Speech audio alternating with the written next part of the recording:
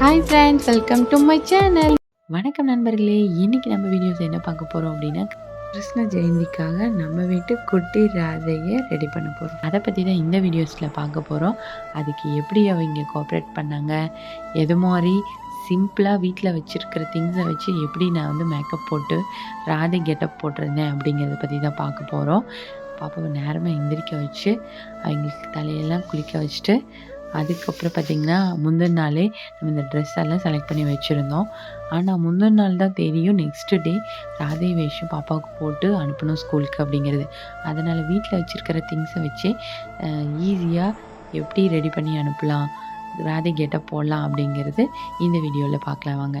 ஸ்டார்டிங்கில் கொஞ்சமாக stroke cream மட்டும் கொஞ்சமாக எடுத்துகிட்டு அப்ளை பண்ணிட்டேன். என்னென்னா குழந்தைங்க அப்படிங்கிறனால அதிகமாக போடக்கூடாது. அதுக்கு மேலே கொஞ்சமாக பவுடர், பேபி பவுடர் போட்டுட்டு மேலே வந்து ஐப்ரோ பென்சில் வந்து லைட்டாக போட்டுட்டேன். ஏன்னா பாப்பாவுக்கு கொஞ்சம் ஐப்ரோஸ் எல்லாம் நல்லா திக்காக இருக்கும். ஸோ லைட்டாக போட்டு விட்டால் போதும், அழகாக இருந்தது. அதுக்கப்புறம் பார்த்திங்கன்னா ஐலைனர் லைட்டாக போட்டுட்டு ஃபுல்லாக ஐலைனர் வந்து ஐ ஃபுல்லாக போடுறதுக்கு வந்து விடவே இல்லை. அவங்க கரெக்டாகவே கோஆப்ரேட் பண்ணவே இல்லை. அங்கேயும் இங்கேயும் ஆடிக்கிட்டே இருந்தாங்க. அது மட்டும் இல்லாத இந்த ட்ரெஸ் வந்து எங்களுக்கு அன்கம்ஃபர்டபுளாக இருந்தது.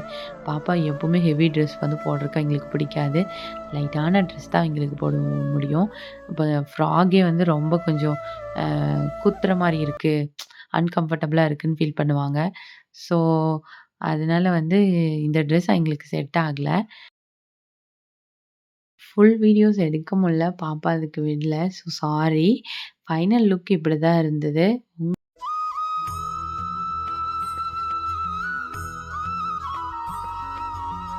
எங்க வீட்டு குட்டி ராதை எப்படி இருக்காங்கங்கிறத மறக்காத கமெண்ட் பண்ணுங்க.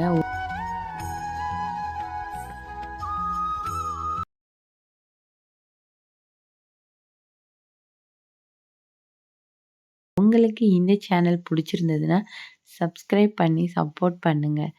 தேங்க்ஸ் ஃபார் வாட்சிங்.